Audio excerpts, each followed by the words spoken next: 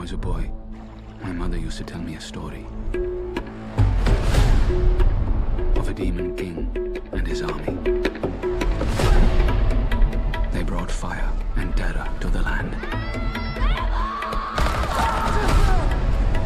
until they faced the protector of the people. First of all, congratulations to your debut directing a movie. What was your inspiration for the step behind the camera? I just reluctantly got pushed into the director's seat. You know, I was so obsessed with the story and I created it, but I never thought I could direct it. And it was, initially I was trying to set out with Neil Blomkamp. He's a friend of mine, we've worked together, and he was like, you should direct this. It's inside you, man. You've got to do it. And that's kind of how it happened. The part of the director and the part of the actor. How do these two parts get along with each other? I've said this before, I think not very well. I think, yeah, I think my appetite is bigger than my stomach. And it's like, you know, I could make it easy for myself. I'm in the stunt room and Brahim, our stunt choreographer, is like, you know, we can cut this scene down. We've got all these different shots, so you can do it like one or two moves at a time. I'm like, nope, we got to hold it. I want to do as many. So you're trying to direct this huge movie and hold 500 moves of choreo in your head. And, you know, it's just, you know, you're trying to push the boundaries constantly. When you watch the movie now, do you see like scenes that you would have done otherwise now? All the time. All I see when I look at it is like, oh, that sounds wrong. Oh no, we forgot to do that color on that. Oh, I wish I should have held that shot longer or shot that wider, or it's always, yeah.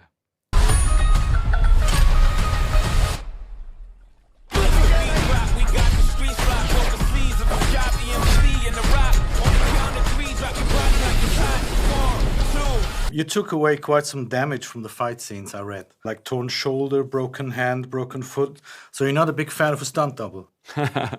Yeah, I did get quite battered on this. Yeah, it was a painful experience birthing this little gremlin movie. But you had to do it yourself. I had to. I think, you know, with all these great action films, you know, and these, you know, all these great action stars, and, you know, even actors turn into action stars like Keanu, Charlize Theron. These guys are doing that stuff. So I think the genre demands it now. If you want to step into that ring, got to give a pound of flesh, baby. And if you mention Keanu, Monkey Man is compared to John Wick a lot. How do you respond to that? Is it okay for you, or is it just something completely different? I'm a huge fan. I think, you know, the one point of reference, you know, for a Western audience maybe is you see a guy in a suit throwing punches and, you know, John Wick, of course. I love John Wick. I love Chad Stahelski, you know, Stahelski, who kind of spoke to me and, you know, really has been a gracious kind of mentor early on. For me, you know, I'm a huge Korean cinema fan.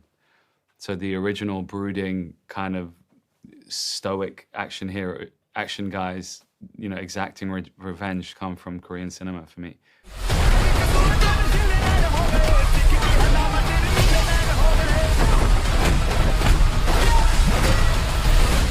The final question I have, are you going to be the new James Bond? No.